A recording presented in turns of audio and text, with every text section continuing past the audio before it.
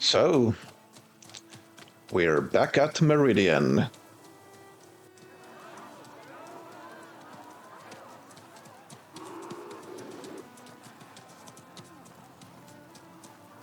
the sun, it's true. She's come back.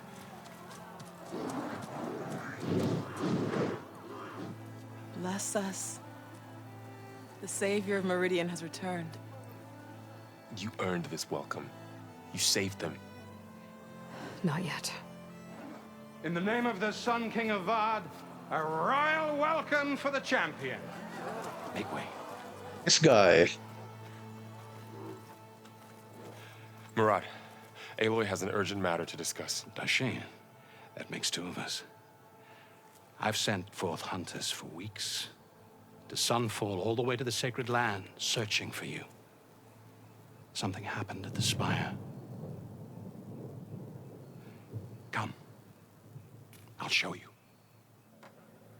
That's not foreboding. Watch your step. You saved us all, to be sure, but we're still cleaning up the mess.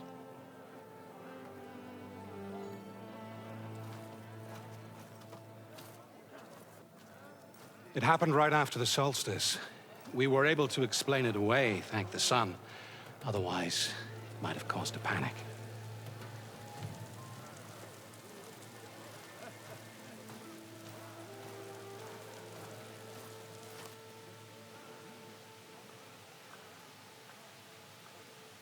Whoa. One night, for less than half a minute, it glowed an angry red. From Meridian, it looked like a trick of the light. But those who were closer, atop the light, said it could not have been a reflection. Much to my dismay, they said the light rose up from the tower's base. From that. We left everything just as it was. What do you think happened? I don't know. The Spire's supposed to send out signals, messages, for the terraforming system. But Hades tried to use it to wake up ancient war machines. I was sure I got the connection to that thing. Wait here while I check it out. Let us know what you find. Okay. And the light they saw would be the end credits of the last game when Silence somehow captured Hades. Is that a statue of me? That's new. Yep.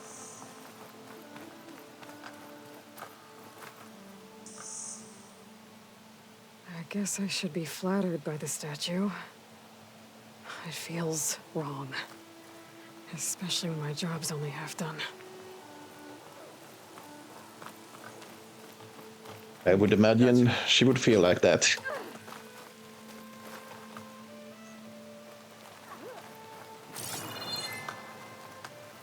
For inspecting, is there anything laying around I might have use of?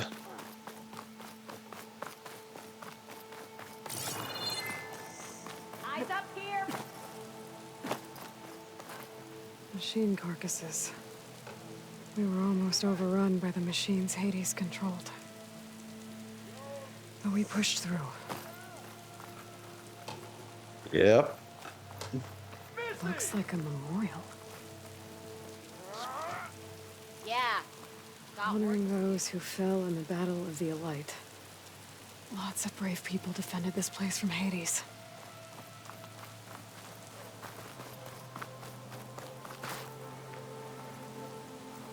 I await your findings, champion. I'll be right here until you need me. Okay then. I've got a bad feeling about this. I don't know. Me too. Looks the same as before.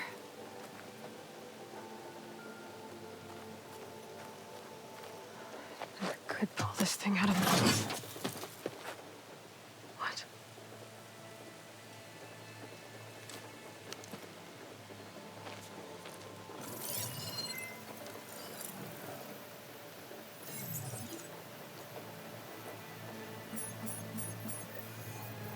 Transmission.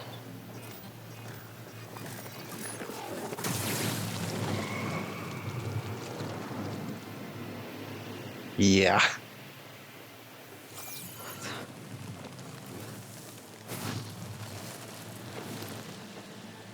Oh, that's new. No, he wouldn't. He couldn't. He would, and he did. Something was transmitted from the top of the spire. I guess I have to find a way up there.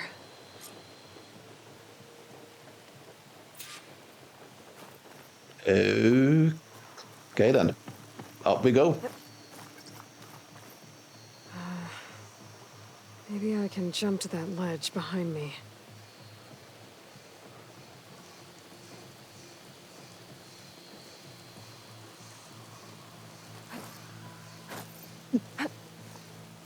A lot of new mechanics from the last game.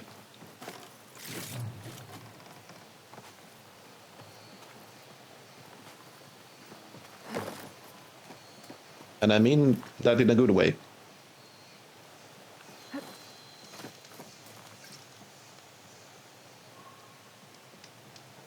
Oh.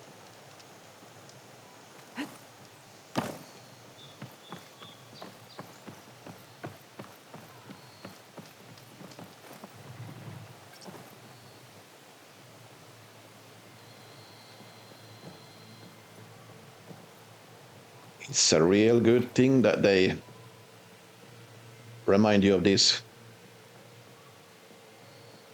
I should be able to pull that crane closer. Oh. X marks the spot. Oh. No.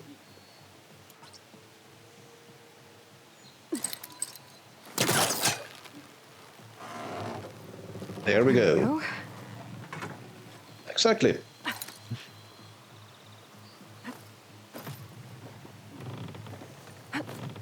Now, how to cross over to the spire? I'm guessing. Should be able to get up there now.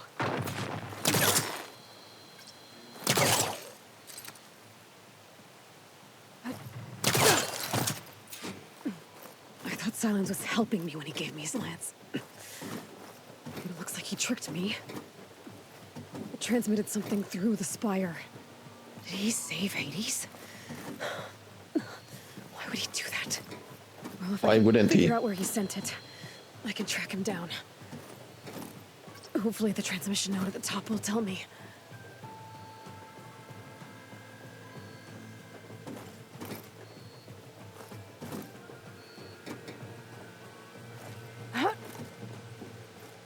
Well, doesn't look like I can keep climbing this way.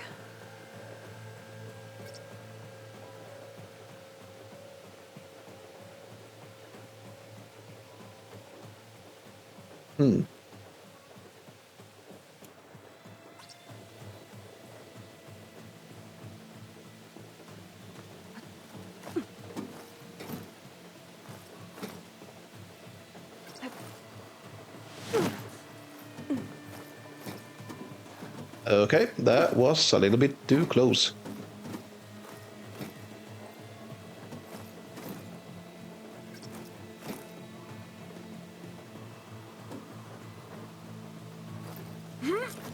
Looks like this panel's ajar. Can I go up through the inside? Ha!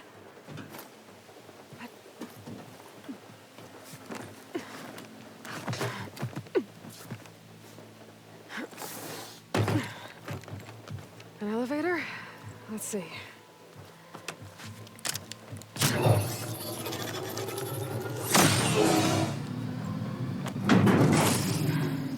Access lift activated.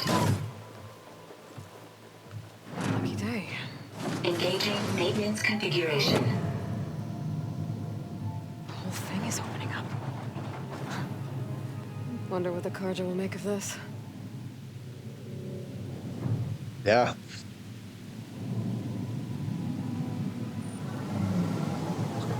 Panic, perhaps?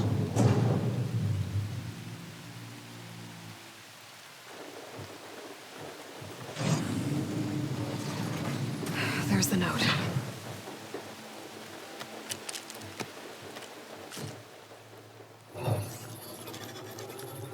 And then you would read, hey, this reactivated.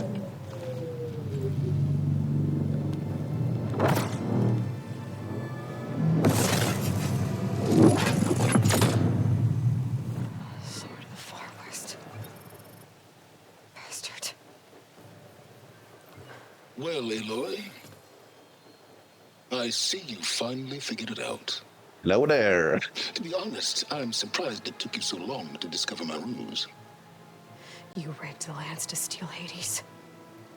How could you be so reckless? Reckless? You're the one who tried to purge Hades before its precious knowledge could be extracted. The mysterious signal that woke it, for example.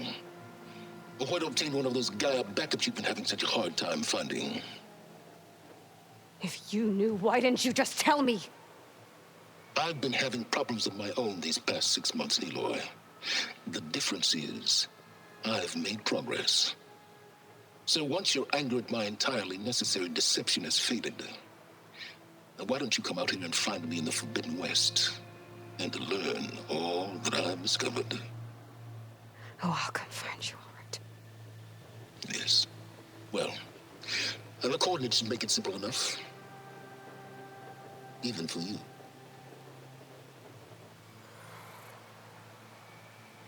Okay.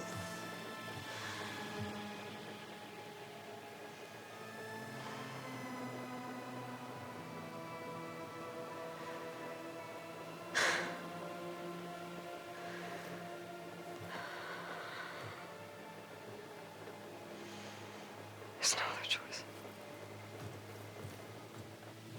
There really isn't.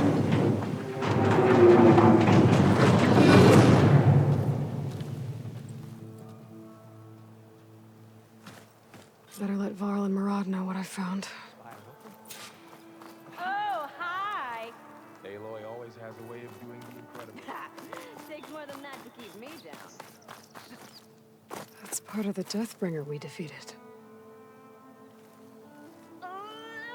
This machine was the last line of defense for Hades. It dragged the orb up here and then nearly killed me, but it's just a piece of scrap now.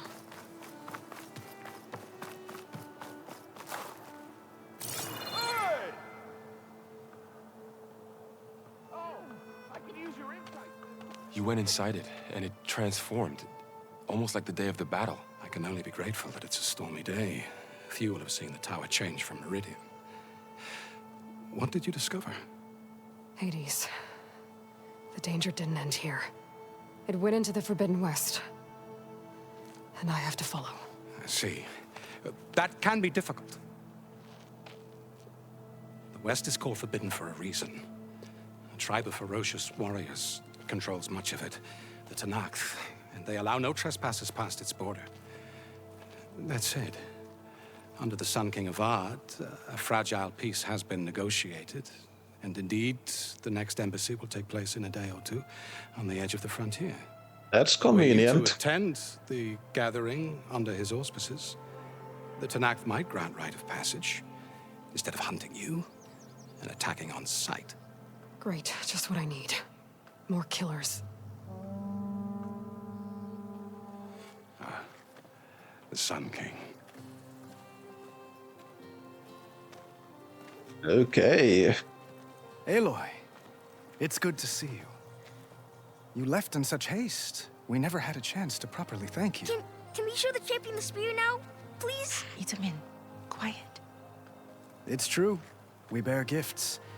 Decorum usually calls for a ceremony of offering at the palace, but I thought you would prefer a less formal occasion. Bring them, please. Avad, this is all very kind, but Who's it? Vanasha. Quick. Better hand them over before she runs off again. Really? Must you? Everybody's here.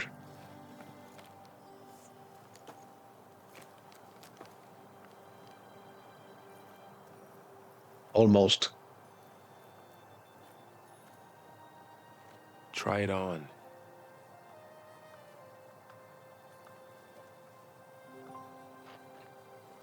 It's beautiful. On behalf of all the citizens of the Sundom, may these tokens remind you of our eternal gratitude.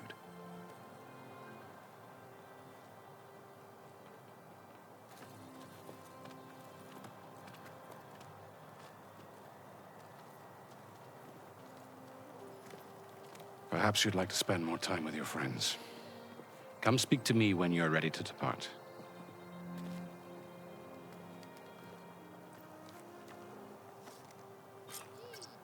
So we have a new spear.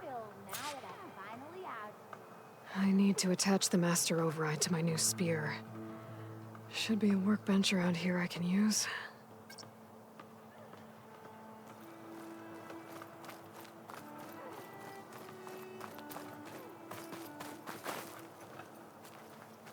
And this would be little Itaben that we saved, along with his mother. Itaman, careful. Dowager Queen Nasadi. Blessed champion. Itaman, what do you say? My humblest thanks to you, great champion, for delivering my mother and me from Sunfall, and for defending our holy city against the forces of Shadow. Did I say right? You said it fine, Itaman. And you're welcome. Champion, will you teach me how to shoot like a real machine hunter? Itaman. I have to go on an important mission, Prince. To save the world? Something like that. But when I come back, I could give you a few tips. It would be an honor. We owe you our lives, champion, and we will not forget. May the sun light your way. Watch out for Thunderjaws, champion. I will. Good tip.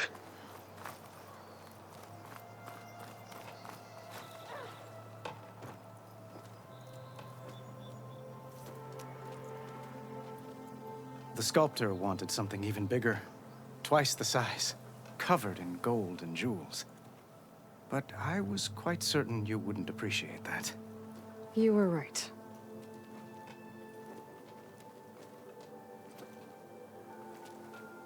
I'm sorry, Avad. It's good to see you, but I can't stay long. I see. I'd hoped you'd remain in the city for a time. Perhaps at the palace. Meridian's still in danger, but it's bigger than that. To put things right, I have to go west. To Nox territory. By the sun, that's a Noct? Well, perhaps Murad already told you, but after years of hostility, we've negotiated a truce in hopes of a lasting peace. Another embassy will be held in just a day or two. When you say years of hostility, I assume you mean the Red Raids? Ah, yes. My favorite subject. I wouldn't ask if I didn't need to know. As you know, my father raided all the border tribes. The Asuram, Banuk, and Nora suffered greatly, resisting as best they could. But none fought back like the Tenakth. They rose up and assaulted our western front at Barren Light, sweeping us from their lands. Getting them to talk to us again after that was tricky.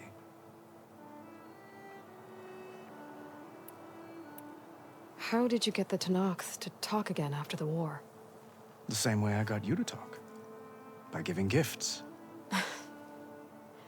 The Tenakth like tiaras? More like medals, spices, and relics looted during the fighting.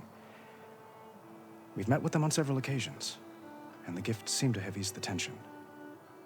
But this coming embassy is the most important yet. The best sign we've had so far that the Tenakth want lasting peace. What makes this coming embassy so special? Well, just like today, it is special because of the guest. Our delegation will meet with the Tenakth just outside Barren Light. We'll give them treasure, and they'll return a prisoner. Fashav, one of our finest soldiers. Soldier? Don't you mean raider? No, not in this case. Fashav is my cousin, nothing like Helis and his ilk. He joined the Western expedition with the hopes of reining in certain excesses. But he was captured during a heroic defense of our forward base at Cinnabar Sands, and has been held ever since.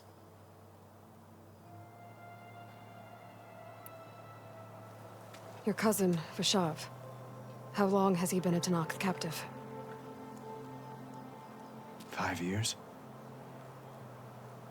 Tanakh emissaries swear he is well, but I wonder. That tribe is renowned for its brutality. How did he survive? Well, I'll know soon enough. If you see him before I do, tell him that I await him in Meridian, where he belongs. If I see him, I will.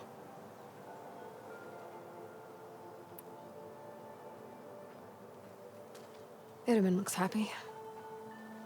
You got him out of Sunfall. Any happiness he has, he owes to you. He's turning into a fine young man, which he'll need to be if he's to inherit the crown. Wouldn't the crown go to a son of yours first? Yes, well, I'd have to get married for that to happen. He's really trying. God keeps throwing noble matches at me. But I find I'm always trying to make them into someone they're not. Wonder who? At any rate, I never aspired to the throne, and I don't wish to sit there forever. When Itaman comes of age, I hope to step aside. Free of the crown. I might finally be able to travel the world. Who knows? Perhaps even accompany you on one of your adventures. You make it sound easy.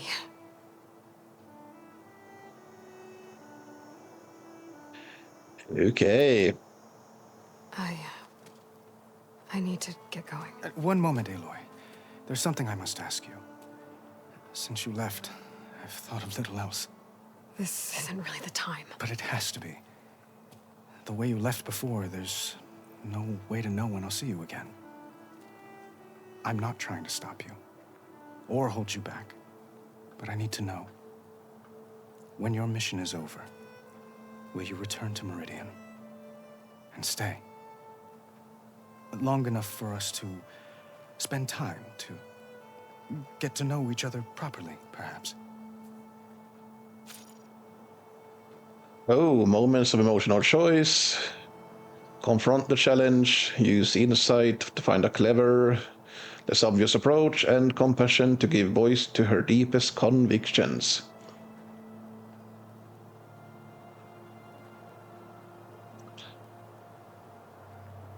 Does she even like him?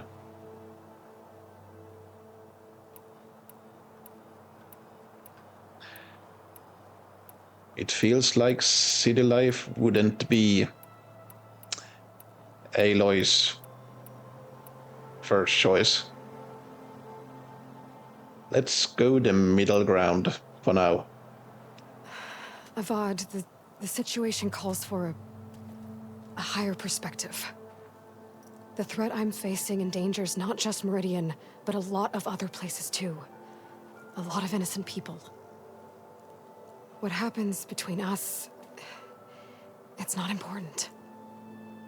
At least, not yet. You're right.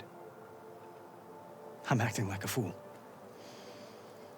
It's supposed to be the king who calls for a higher perspective. Please accept my apology.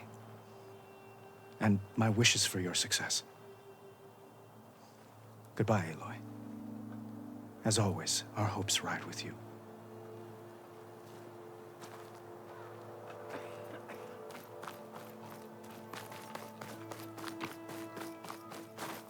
I'll be right here until you need me. Isn't also Utid and Vanasha here somewhere?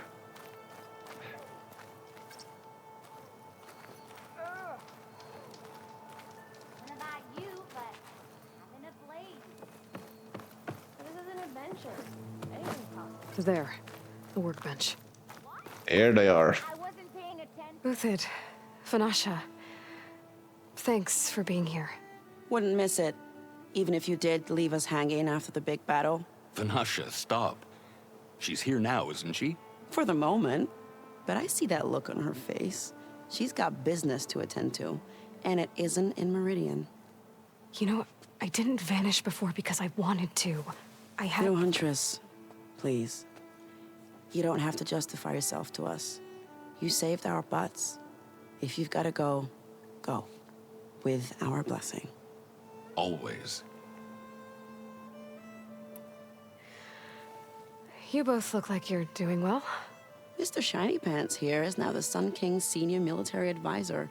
That means people actually have to listen to him talk. May the sun bless their sorry souls. At least I say something of substance every once in a while. What was that? I just fell asleep while you were talking. And how about you, Vanasha? I've been looking after Nasadi and Edaman. 2 parts bodyguard, 1 part... Bad influence. Huh. I was gonna say nanny, but I like your version better. I never pictured you as a nanny. Edaman must be special. Hold on now. I'm not entirely domesticated. Nasadi was the Mad Sun King's wife. She has enemies. I've had to foil a plot or 2. Right. You can try to hide it, but inside, you're as soft as a silk pillow. Oh, you have no idea. Huh? Oh dear. We were talking about Edaman? Yeah. Okay, I admit it. Edaman's cute. He's fun. And he looks up to me. I like him. Except when he forgets to wash his hands after hooking worms in that muddy garden behind a solarium. Blech. Do I detect a spark between these two? It's been months since I was in Sunfall. What's become of the Shadow Karja? After you wiped out the eclipse, there were hardly any priests or officers left to terrorize the little people. Avad offered amnesty to all who were forced to serve the Shadow. So the commoners cleaned out the citadel and handed it back to him. The Sundom was unified. Avad wanted Uther to take command of the garrison there, but Captain Cudley here refused. Rumor has it that he wanted to stay close to me here in Meridian. That's nonsense, of course.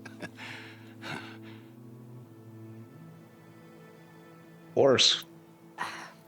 Well, I know. You're out. Go! Away with you. Always an honor, champion. Always a pleasure. But please, little Huntress, come back someday and tell us about your adventures. If I can't get in trouble, at least I can hear about yours.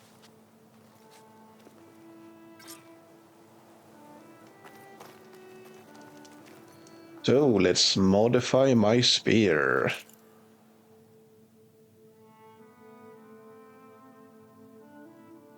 Install the master override and a new module to enable the build-up and release of kinetic energy in combat. Requires resonator blast skill to use.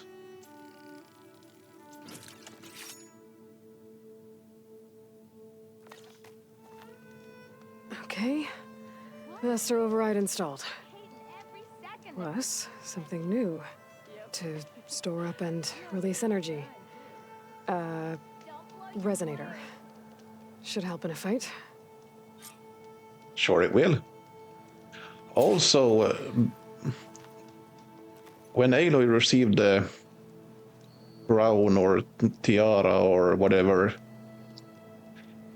I noticed that the armor we're wearing now looks almost like the armor I had on at the end of the last game. The shield weaver, except now there's no shield. Do we have it in the Nora Anointed? Well-worn armor made with repurposed technology from an ancient lab. After losing its power source, it was modified to augment range combat. Okay. That was a nice touch. I thought it looked familiar.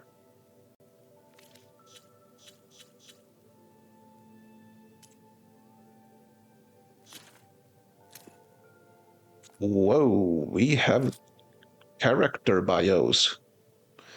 Don't think we had those before. I've forgotten. Oh, I forgot to look more closely at this one as I probably was panicking. Slidefang, an enormous fast-moving machine that can lash out from long range. Once it assumes a coiled stance, it has access to its full arsenal as its rotating body parts snap into place. That would have been nice to know when I was fighting it.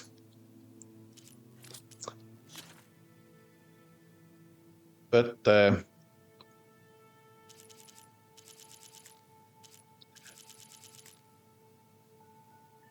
there's no place nice like the present.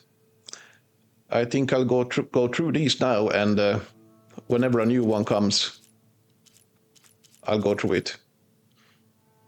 Because I'm just that kind of player, and I want to have all the backstories and everything, even though I mostly know it from before. So, jump forward if you don't want the character bios, I guess. Warl, Nora warrior. Warl is a warrior from the rustic Nora tribe. His mother, Sona, is the tribe's war chief, known for her iron will and stern disposition. She trained him to become a skilled hunter, with his little sister Vala following in their footsteps. When the military cult known as the Eclipse murdered a number of Nora youth, including Vala, Varl teamed up with Aloy to exact vengeance. Since then, the two have shared a bond, fueled by mutual respect and common values. They fought side by side in a number of engagements, culminating in the Battle of the Allied, in which the Eclipse were finally vanquished, along with their buried shadow, the rogue AI known as Hades. When Aloy vanished after the battle, Varl tracked her into the wilderness. Although they once shunned her as an outcast, his tribe now believes that she is the Anointed, destined to carry out the will of All-Mother, their goddess. As such, he feels a spiritual responsibility to assist her that goes beyond mere friendship. Elizabeth Sobeck, Alpha Prime. Dr. Elizabeth Sobeck, one of the greatest minds of the 21st century, was the creator and head of Project Zero Dawn, a system that gave life a chance for a future in the face of annihilation. Born on March 11, 2020, and raised outside of Carson City, she enrolled at Stanford University at age 13, earning a B.S. in experimental physics and computer science at age 16. She completed her PhD in robotics and artificial intelligence design at the Carnegie Mellon University in 2040 and joined Faro Automated Solutions as a junior scientist the same year, rising quickly to chief scientist at the age of 22.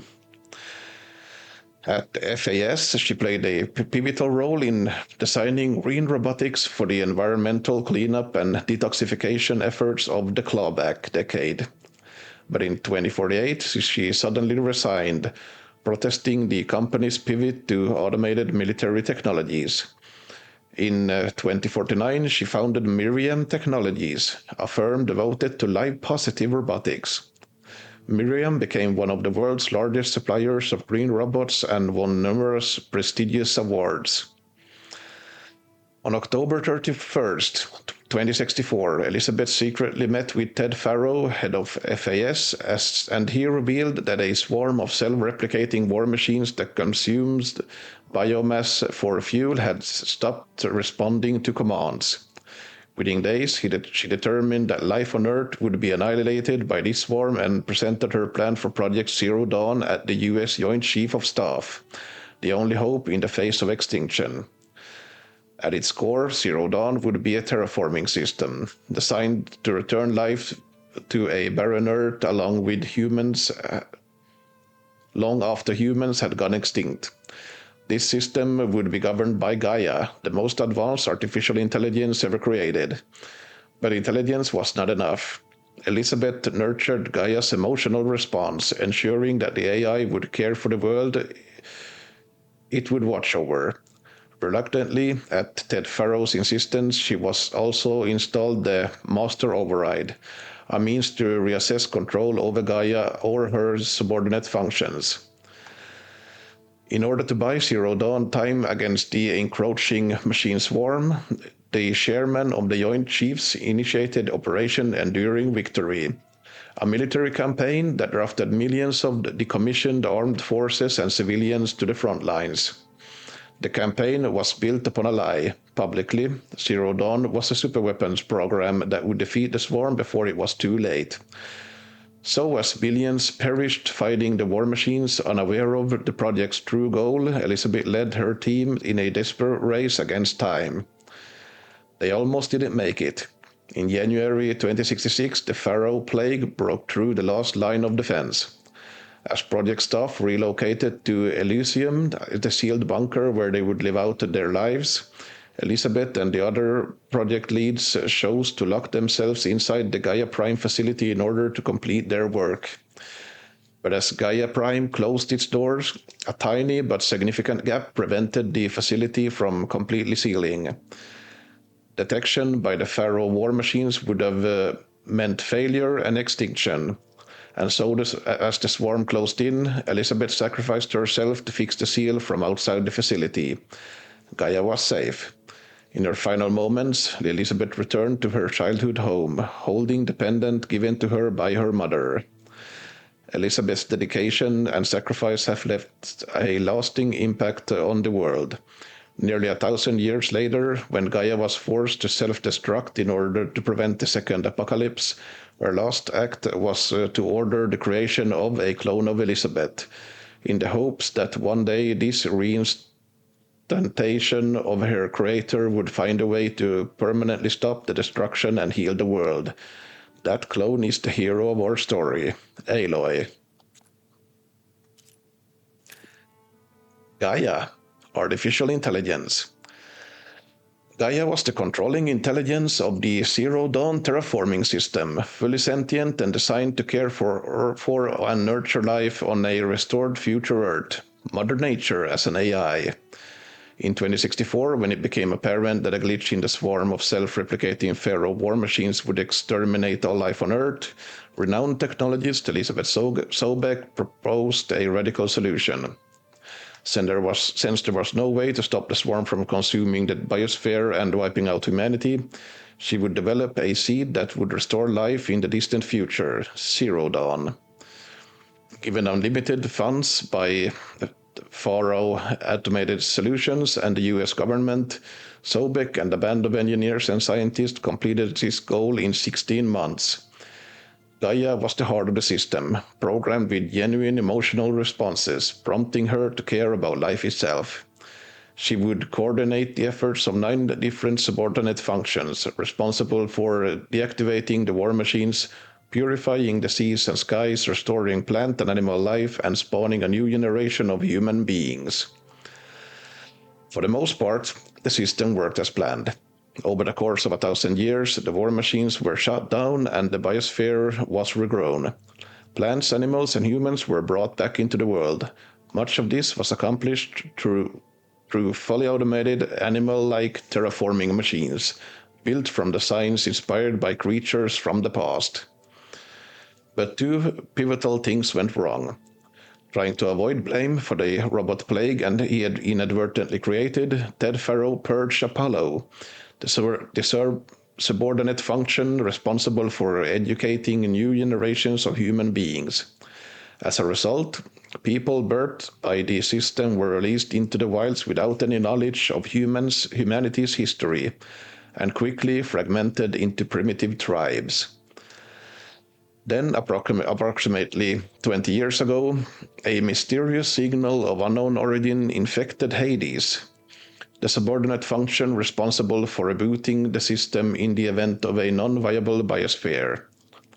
Suddenly endowed with a malevolent consciousness, Hades seized control of the terraforming system, attempting to trigger another extinction.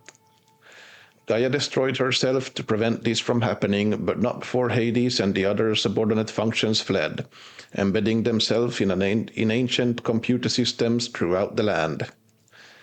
Gaia's destruction wreaked havoc on the world. Terraforming machines, once docile, became hostile to humans, a plight called the derangement by tribes across the land. Even worse, in a misguided effort to reduce human predation on the terraforming system, the Hephaestus subordinate function began building deadly combat machines to attack tribal hunters. And worst of all, Hades began a campaign to recruit human followers to reactivate the ancient pharaoh war machines, still trying to wipe out life on Earth. But Gaia knew her destruction would put Earth in peril, so right before she perished, she gave a final order. The birth of a clone of her creator, Elizabeth Sobeck. She hoped that one day, this clone would defeat Hades and help rebuild the fractured terraforming system. Raised as an outcast of the rustic Nora tribe, the clone grew up to become Aloy, the hero of our story. Banding together with tribal allies, she defeated Hades and its followers at the Battle of the Allight in Meridian. Even so, Aloy's mission is only half finished. Without a controlling intelligence, the terraforming system will continue to falter, resulting in the eventual destruction of the biosphere. To prevent this from happening, Aloy must find a backup copy of Gaia somewhere among the ruins of the ancient world. Travis Tate. A gifted Hades Alpha. A gifted programmer with a disruptive personality, Master Hacker Travis Tate was once one of the most wanted criminals on the planet, considered a critical threat by government agencies and multinational corporations alike. Despite his record, he was chosen by Elizabeth Sobeck as the Alpha Project lead for the Hades subordinate function of Zero Dawn. Who better than the world's greatest hacker to develop software capable of taking over and rebooting Gaia, the most sophisticated AI ever created? In addition to his work with Hades, Tate was also the head of Zero Dawn's digital security. Though he succeeded at both tasks, he and the other Alphas were ultimately murdered by Ted Farrow as part of an effort to conceal his culpability for the machine plague that ended the world. Hades. Subordinate function. Hades is the Zero Dawn subordinate function responsible for emergency reboots intended to purge any emerging biospheres that became non-viable. During the construction of Zero Dawn in 2065 and 2066, Hades software was developed by Alpha Project lead Travis Tate. In an ideal world, Hades would never have activated. It was built to take over Gaia and restart the system only in the event that a partially reconstructed biosphere became unstable. Approximately 20 years ago, Hades was infected by a mysterious signal of unknown origin. The signal gave it malevolent consciousness, prompting it to take over Gaia in an attempt to extinguish all life on Earth. Gaia destroyed herself to prevent this from happening, but not before Hades and all the other subordinate functions escaped to ancient computer systems throughout the land. Hades landed in the processing orb of an ancient and massive Horus-class Pharaoh war machine. There it was discovered by Silence, and the two struck a bargain. Hades would provide technical and historical knowledge, while Silence would provide human followers to do Hades' bidding. This arrangement led to the formation of the Eclipse, a cult of Shadow Cardia fanatics bent on reconquering their holy city of Meridian. But both Silence and the Eclipse were duped. Hades' ultimate goal was to use the Eclipse to attack Meridian so it could reach the Spire, a Zero Dawn communications array. There it would transmit a signal that would activate dormant Pharaoh war machines around the world, thus triggering another extinction. Aloy and her allies thwarted these machinations at the Battle of the Allight, where she purged Hades with a special lance given to her by a repentant Silence. Ed Farrow. A world-class businessman and self-promoting egomaniac.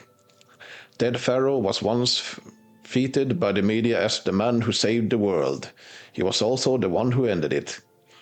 After dropping out of college in the 2030s, Farrow founded Farrow Automated Solutions, an engineering company that became popular thanks to the successful line of personal robotic servitors. But the company really hit its stride when it hired Elizabeth Sobeck, who designed a revolutionary line of green robots that would play an instrumental role in reversing damage caused by climate change. The environmental recovery that ensued in the 2040s became known as the clawback, and Farrow did anything he could to take credit for it. More success followed, including the release of a powerful personal AR device called the Focus. Farrow also expanded the company's operations to include a military branch, eventually dominating the sector. Disgusted by this pivot, Sobeck left the firm. In 2064, a glitch occurred in a swarm of FAS Chariot war machines, rendering them immune to human control. Designed to self-replicate and consume biomass for energy, these machines now saw all life on Earth as viable fuel sources. Global extinction became inevitable. Project Zero Dawn provided a solution, albeit a grim one. But Ted's guilt over the robotic plague he created caused him to spiral into madness, disguised as a magnanimous spiritual conversion. He became convinced humanity would be better off without knowledge of the past, and especially his role in it. Using a secret backdoor to the Zero Dawn system called Omega Clearance, he purged Apollo, the subordinate function responsible for educating future generations. He also murdered the Alpha Project leads who had contributed to Zero Dawn's construction. Along with a few chosen companions, he sealed himself within a secret bunker called Thebes, allowing him to live out the rest of his life in comfort as the world outside ceased to be. Rust. For Aloy, an outcast of the Nora tribe from birth, growing up in the machine-dominated wilderness was a lonely, solitary existence. Her only companion was the stern, impassive recluse who fostered her, Rust. An outcast himself, he raised her away from the tribe, ceaselessly training her to hunt and fight.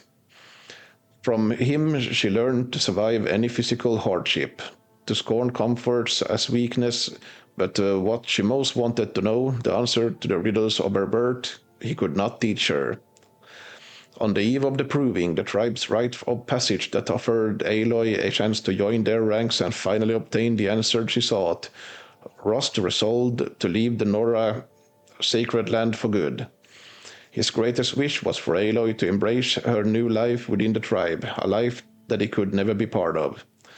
Aloy could not reconcile with this notion. His companionship, distant and taciturn as it was the only source of warmth she had ever known, and to lose him was akin to abandonment. But it didn't go far. When a mysterious band of outsiders attacked the proving, killing the other contestants, he intervened to save Aloy's life at the cost of his own. It was only through his sacrifice that Aloy survived to unravel the mysteries of the ancient world and her connection to it. Silence. Little is truly known about Silence, a wandering scholar, sage and warrior. Though he is rumored to have come of age among the northern Banuk tribe, his past is a series of whispers, misdirections and enigmas, all of which he encourages. As long as he can stay unseen in the shadows, he can freely pursue his obsession, learning everything he can about the origins of man and machine. Silence was the first person to find a working focus. With it, he discovered Hades, a rogue AI, and together they forged a bargain. It would give him knowledge, in return he would give it followers. This arrangement led to the formation of the Eclipse, Cardia rebels who believed Hades would help them retake their holy city of Meridian. Later, Hades reneged on the deal and tried to have Silence killed. Not long after, Silence learned that the rogue AI had ordered Aloy's death as well. Intrigued as to why Hades would want to kill an Nora outcast, Silence tapped into her focus and learned of her connection to the ancient world. Knowing she was the key to uncovering the deep secrets of the past, he joined forces with her, aiding her as she learned the truth about her origins. Seeking to make amends for his role in Hades' rise, he gave Aloy the lands she used to purge the AI during the Battle of the Allied. But after that, he disappeared, no longer answering when she tried to contact him with her focus. Lameless Marad, Cardia Spymaster. Spymaster of the Cardia Sundom, Marad trades in secrets and information. During the tyrannical reign of the Mad Sun King, he fed the information to the exiled Prince Avad in an effort to depose the hated regime. After Avad joined with Oseram freebooters to accomplish this goal and became the 14th Sun King, Marad stayed on to advise him. A loyal subject, he strives to ensure peace and safety for the Sundom, often crossing paths with Aloy to do so. Sun King Avad. Cardia Sun King. Sun King Avad is the 14th monarch of the Cardia tribe, and paradoxically, as for such a gentle soul, the only one to ascend to the throne through regicide. His father, Yiran, the so-called Mad Sun King, came to the throne shortly before the derangement. A sudden change in which the machines of the world went from docile to hostile, often attacking humans instead of fleeing from them. This shift was caused when Gaia destroyed herself to prevent Hades from extinguishing life on Earth, but the tribes of the world had no way of knowing that. Instead, they saw the change as mystical or supernatural. Based on the advice of treacherous and opportunist priests, Yiran became convinced that the only way to end the derangement was by appeasing the sun god through human sacrifice. Accordingly, he launched a war against neighboring tribes, the goal of which was to take captives to be hauled back to Meridian as slaves and offerings. This conflict became known as the Red Raids. Avad could not watch these atrocities and stand idle. At first, he tried to work from within the palace, pressuring his father to relent. When that failed, he banded together with Oseram freebooters and Cardia dissidents to end Yiran's evil reign through force of arms. Unfortunately, Yiran's demise did not end the crisis for the tribe. Remnants of its regime fled to the western citadel of Sunfall, forming an insurgency called the Shadow Cardia. Even worse, dedicated fanatics from this group joined with a splinter cell known as the Eclipse, followers of Hades bent on taking back Meridian with an army of ancient war machines. It was only with Aloy's help that Avad and his allies finally defeated these threats at the Battle of the Allied.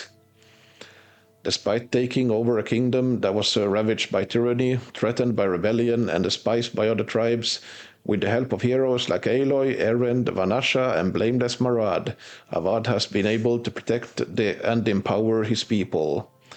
Since the Battle of the Allied, he has been working hard to heal the schisms within the tribe and restore positive relations with other lands. Vanasha, Cardia Spy. A Cardia spy, Vanasha met Aloy while she was working undercover behind enemy lines in Sunfall, the Shadow Cardia capital. Thanks to Aloy's assistance, Vanasha was able to return the hostage Dowager Queen Nasadi and her son, Prince Itamen, to the safety of Meridian. Since then, she has been in charge of protecting them both, sometimes as a personal bodyguard and occasionally as Itamen's nanny. Utid, Cardia General.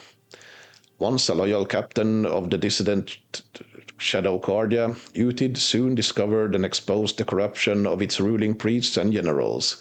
In return, they put a price on his head.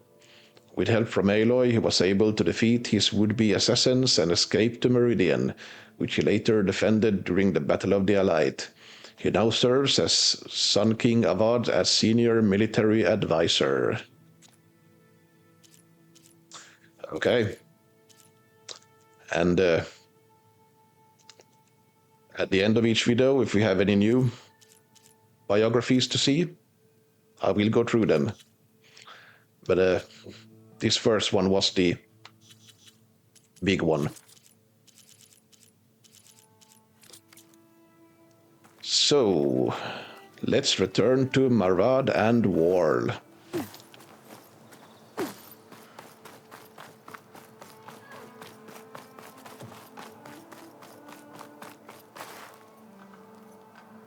I was almost expecting that Erend would be here as well.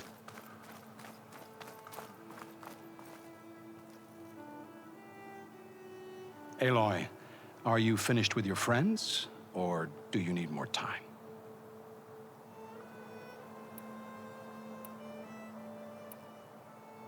I guess it's time to go. I better get going.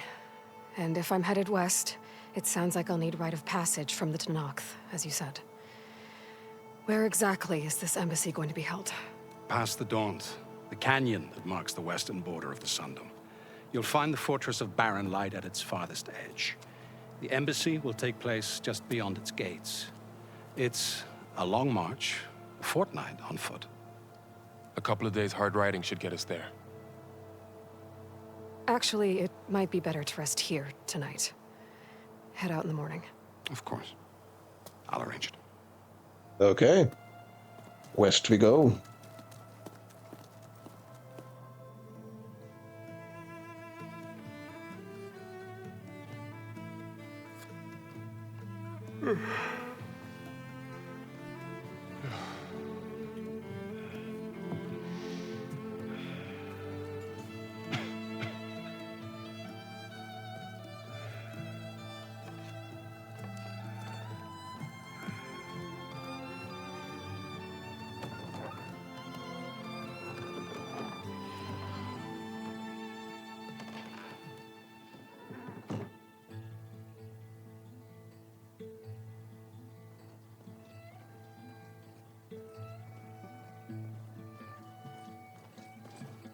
Am I the one to hold this crown of ash and salt? Their kindness calls to me. I have to block it out. My voice has grown so somber. These words don't seem like mine, but the iron won't subside. No matter what I try.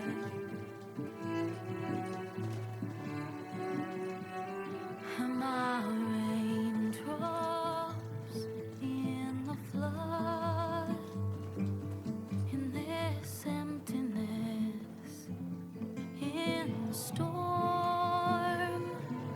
If I falter, if I fall, the wave inside my soul carries all I know.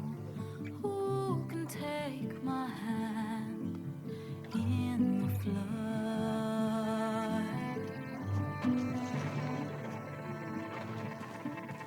A voice calls me forth through darkness unknown.